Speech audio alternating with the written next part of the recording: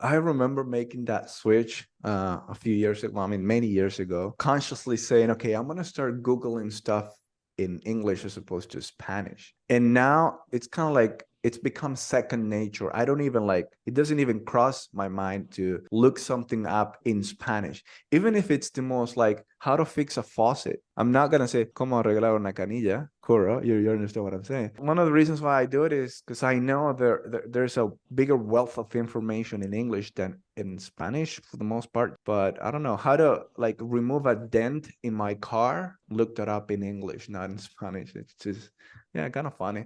Yes, I think English is it's a good tool for the conversation or for talking with the others, and I found it is a good thing because I used English in my daily life. It's at university as well, but actually I didn't really like it.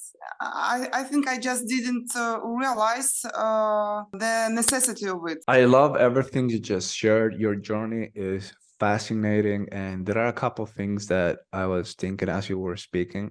First is your proactiveness, like saying, okay, I'm gonna go to an English school so that I can improve my English. But then there is the awareness of saying, okay, well, I'm learning here, I actually like grammar, but I notice there are not enough opportunities for me to put my English into practice. So I need to do something. And then you went out of your way, came to this conversation meetup, probably faced some fears, you know, because it's challenging to join a group or like, I don't know anyone there. So kudos to you. It's very commendable what you're doing. And you said like in the beginning, you felt the necessity of having to learn English because you recognize how important it is. So you were on the, I have to learn English mindset, which is not ideal. It's not ideal. It should be, I want to learn English mindset. But Yeah. I like it when people actually start learning English with the I have to mindset, but then that transforms into I want to learn English now. It's not just that I need to, I also want to. And even like a more powerful mindset is I choose to learn English. We're discussing values today, and there's a value that you possess, which is growth. Keep challenging yourself or advancing in your life, maybe in your professional life, in your social life. I'm glad that you're here, and I'm glad that we connected. Appreciate your explanation and the way that you interpret this.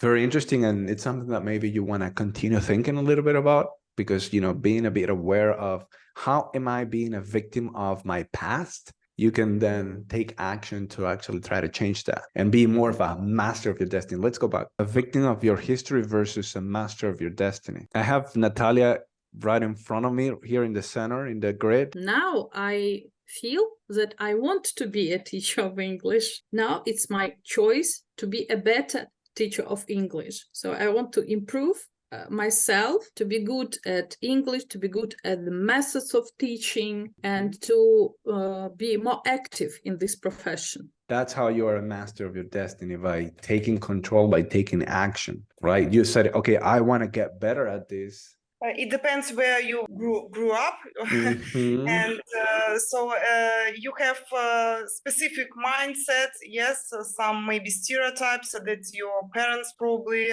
You have some specific vision of this life and values as well. And I think so. We can say that people can be like a victim of their history and to be master of your destiny. So probably it's when you manage, when you break the stereotypes, break some wrong mindset, and when you able to design your life. Yes, I also agree with you guys, and I believe if you are master of your destiny, you are in control of your own world. You can change all the things you want to change in your life, and you live by your highest values. But if when you are a victim of your history, on the contrary, you do not experience world fully. You have a lot of limiting beliefs. You have kind of emotional baggage. You blame everyone and everything around you. Sometimes we are not even aware of, you know, how we are being, how we are conditioned by our past. And it takes a lot of mindfulness to be able to recognize that, to kind of like kind of like step a little bit outside of, you know, your way of thinking and observe the way that you think, make that connection of why you're doing something or you're thinking about something a certain way and how that connects with something in the past. And then it takes a lot of energy to actually try to break free of that. It takes energy. Thank you all for sharing. Loved your answers. And so we have a few more minutes actually, which I love, like more times than we usually have. And I'm going to just throw the remaining of the questions here in the chat.